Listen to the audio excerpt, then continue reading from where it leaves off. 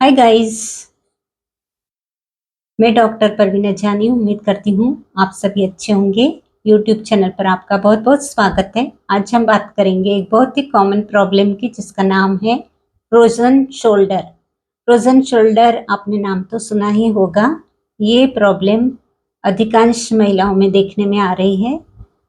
इसमें क्या होता है कि कंधे में बहुत प्रॉब्लम हो जाती है, कंधे में दर्द रहता है और बहुत स्टिफनेस आ जाता है, जिससे कि जो रूटीन वर्क है उसमें दिक्कत आने लगती है। जैसे कि हाथ ऊपर नहीं होता है कंघी करने के लिए, या फिर रोटी बनाना है, या कपड़ा धोना है, या झाड़ू लगाना है, या घर के काम है।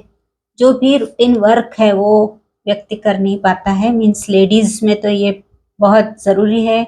घर के काम तो लेडीज ये घर के काम नहीं कर पाती, और इसके कारण बहुत परेशानी होती है। तो ये इसके सिम्टम्स होते हैं, तो डायग्नोसिस बहुत इजी हो जाता है जब पेशेंट क्लिनिक में आता है और बताता है कि अ, हाथ ऊपर की तरफ नहीं जा रहा, हाथ पीछे नहीं जा रहा है, या फिर मूवमेंट करने में दिक्कत जा रही है, हाथ को रेस्ट्रिक्शंस हो रहे हैं। तो अ, उस पर से ही पता चल जाता है कि फ्रोजन शोल्डर की केस है। नहीं तो कभी एक्सरे भी लेते हैं और एमआरआई किया तो फिर 100% श्योर हो जाता है कि फ्रोजन शोल्डर का केस है। तो ये तो हुआ इसका डायग्नोसिस। अब इसके कारण क्या क्या हो सकते हैं वो भी जानना ज़रूरी है। तो कभी कभी क्या होता है कि कभी गिर पड़ हो गए और कंधे के बल पर गिर गए अगर, तो मार लग जाता है, कंधे को धक्का पहुंचता है, और उसके कारण यदि फ्रोजन शोल्डर की प्रॉब्लम हो जाती है तो ऐसे केस में होम्योपैथी बहुत हेल्प करती है। तो हम इसके लिए आपको दवाई भी बताएंगे। उसके बाद में दूसरा दूसरा रीज़न हो सकता है कि डायबिटीज़ के जो पेशेंट है उनमें ये बहुत अधिक दिखा जा सकता है प्रॉब्लम फ्रोजन शोल्डर का। और इसके अलावा जो लोग बहुत ही ओवरवेट है, मीन्स ओबेज है, तो वैसे लोगों को भी फ्रोजन शोल्डर की प्रॉब्लम हो सकती है। इसके अलावा जो कार्डियोवैस्कुलर डिसऑर्डर है जिनको, उनको भी ये प्रॉब्लम हो सकती है। या फिर लाइफस्टाइल जिनका अच्छा नहीं है, जो बहुत ही सीडेंटरी लाइफ जीते हैं और बहुत ही कोई एक्टिविटी नहीं है, तो ऐसे लोगों को भी लैक ऑफ एक्सरसाइज के कारण कंधों में कुछ प्रॉब्लम हो सकती है। या फिर last but not the list one is old age factor, means after 60 ये प्रॉब्लम किसी को भी हो सकती है। तो इस तरह से इसके ये रीजंस है कि कौन कौन से ये कारण हैं जिनकी वजह से फ्रोजन शोल्डर की प्रॉब्लम हो सकती है। अब होम्योपैथी क्या कर सकती है, इसके लिए हम आज देखेंगे। तो सबसे पहले तो मैंने आपको बताया कि जैसे यदि कभी गिर पड़ हो गए और कंधे के बल पर गिर गए और कंधे को अधिक मार लग गया हो, और उसके वजह से बहुत ही दर्द हो वहाँ पर और स्टिफनेस आ गया हो बाद में, तो ऐसे केस में अर्निका बहुत अच्छा काम करती है।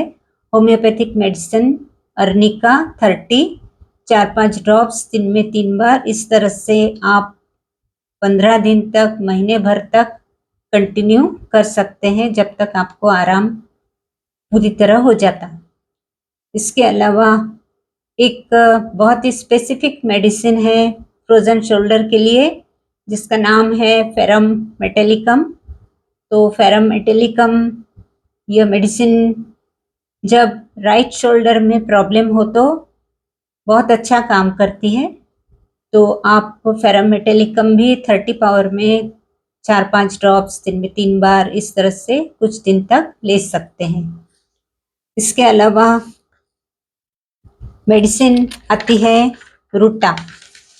रूटा मेडिसिन दी जाती है जब बहुत अधिक ऑक्यूपेशनल ये ऑक्यूपेशनल वर्क जो होता है, जैसे कि लैपटॉप पर बहुत अधिक समय तक लोग काम करते हैं, कुछ म्यूजिकल इंस्ट्रूमेंट यूज़ करते हैं, जिनका बहुत उंगलियों से और शोल्डर से हाथों का बहुत काम होता है, वैसे लोगों को यदि शोल्डर में तकलीफ है तो ऐसे लोगों को रूटा बहुत अच्छा हेल्प करती है। तो रूटा भी आप 30 रूटा 30 4-5 ड्रॉप्स आप दिन में 3 बार इस तरह से कुछ दिनों तक ले सकते हैं।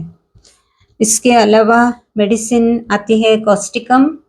कॉस्टिकम मेडिसिन ये लेफ्ट साइड पर यदि लेफ्ट शोल्डर में तकलीफ है तो आप दे सकते हैं। ये मसल्स में बहुत अच्छा काम करती है। तो लेफ्ट साइड में यदि काम करती है और बहुत ज़्यादा स्टिफनेस है, दर्द कम है पर स्टिफनेस बहुत अधिक है, मूवमेंट नहीं हो पा रही है जॉइंट की, तो ऐसी सिचुएशन में कॉस्टिकम 30 आप 4-5 ड्रॉप्स दिन में 3 बार इस तरह से कुछ दिनों तक ले सकते हैं। इसके अलावा हाइपरकम मेडिसिन है जहाँ की बहुत शोल्डर में दर्द है, पर ये दर्द हमेशा नहीं रहता है। शोल्डर जॉइंट की तकलीफ रहती है पर यह दर्द हमेशा नहीं रहता, कभी कभी दर्द होता है। तो यदि शोल्डर जॉइंट में कभी कभी दर्द है तो हाइपरकम 30 4-5 ड्रॉप्स दिन में 3 बार इस तरह से आप रिपीट कर सकते हैं। इसके अलावा 2 मेडिसिन है, 2 मेडिसिन रेस्टॉक्स और सिम्फाइटम। तो रेस्टॉक्स 30 और सिम्फाइटम 200 इस तरह से आपको लेना है। रेस्टॉक्स और सिम्फाइटम 2-2 ड्रॉप दिन में 3 बार इस तरह से कुछ दिन लेते रहना है। तो यदि आपको कोई रीज़न पता नहीं है कि फ्रोजन शोल्डर क्यों हो गया, यदि रीज़न पता नहीं है तो आप रेस्टॉक्स 30 और सिम्फाइटम 200 ये दोनों मिलाकर 2-2 ड्रॉप दिन में 3 बार इस तरह से कुछ दिनों तक रिपीट कर सकते हैं।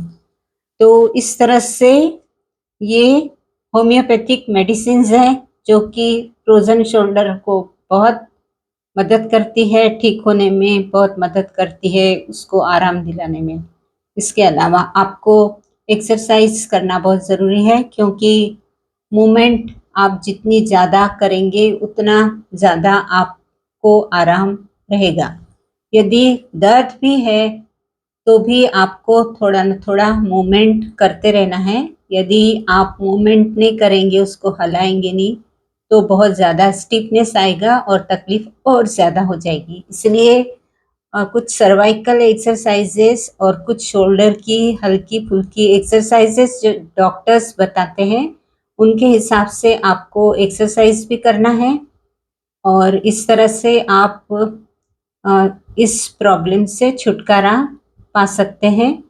इसके अलावा आपको ठंडे पानी और गर्म पानी का सेक भी लेना है।